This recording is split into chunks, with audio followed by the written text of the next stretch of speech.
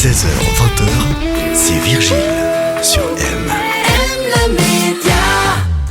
Et tout de suite sur M, c'est l'heure de parler audace. Repousser les limites de notre confort, c'est possible avec la journée de l'audace. Une journée pleine d'inspiration, de défis, de découvertes. Depuis plusieurs années, la journée de l'audace est le séminaire de référence en Suisse et en France voisine. Au programme, des conférences captivantes, la rencontre avec des professionnels et surtout des défis audacieux. Rendez-vous pour la 6e journée de l'audace ce samedi 21 septembre, salle Franck Martin à Genève. Et pour en parler, j'ai l'honneur d'être avec la fondatrice de la journée de l'audace à Genève. C'est Sonia Chardonnant. Bonsoir Sonia. Salut Virgile. Alors Sonia, tout d'abord, c'est quoi le concept de cette journée de l'audace ? Alors le concept, il peut paraître un peu compliqué, mais en réalité, il est très simple. C'est une journée dans laquelle on va trouver beaucoup de motivations, beaucoup d'inspiration et aussi des personnes qui vont faire des spectacles, différents types de spectacles. À qui ça s'adresse ? Ça s'adresse à tout le monde. On a des jeunes aussi. Suite à ça, on a une nouvelle journée qui s'appelle Journée de l'audace pour les jeunes. Donc ça s'adresse à des jeunes, des adultes, des moins jeunes qui veulent un peu changer leur vie quelque part. Tu sais, des fois, on manque un peu un petit déclic, un petit peu de motivation pour réaliser nos rêves et aller de l'avant. Donc ça s'adresse à toute personne. Est-ce qu'en général, aujourd'hui, les gens manquent d'audace ?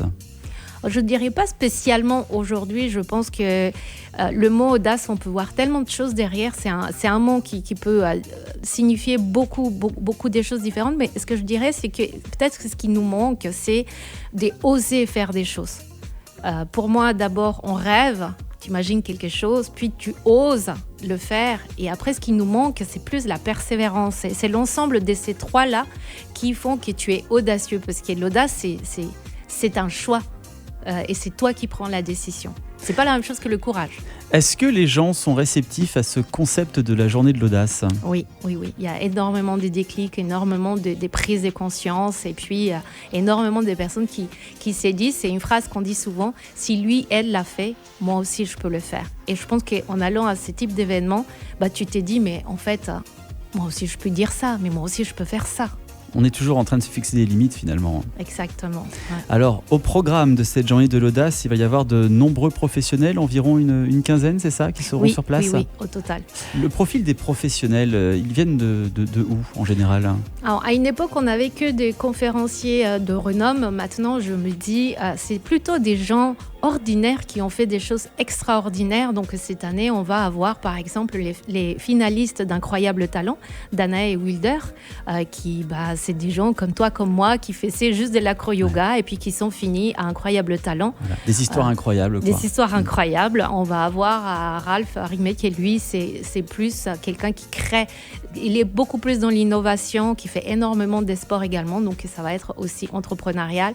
Il va avoir, il y en a tellement. On a aussi Michael Tirabosco qui lui, il est né avec une malformation, mais qui joue la flûte de Pan et puis qui fait des concerts mais impressionnants. Il s'est reproduit un peu partout dans le monde. Il va jouer à la flûte de Pan. Donc il y a différents profils. Je vous invite vraiment à aller voir le site internet pour voir la variété. On a du stand-up aussi cette année. Il va y avoir du stand-up, il va y avoir la danse, il va y avoir du chant. On va même avoir du rock'n'roll acrobatique aussi cette année. Incroyable, donc plein de conférences captivantes, de l'humour, des animations. Alors pour y avoir été l'année dernière, j'ai eu le privilège d'assister à la journée de l'audace à Genève l'année dernière et je peux vous dire que les récits sont incroyables, les récits revenant donc de professionnels, comme tu le dis si bien, des personnes ordinaires où il s'est passé des choses extraordinaires dans leur vie et c'est raconté avec des mots simples, avec un certain vécu.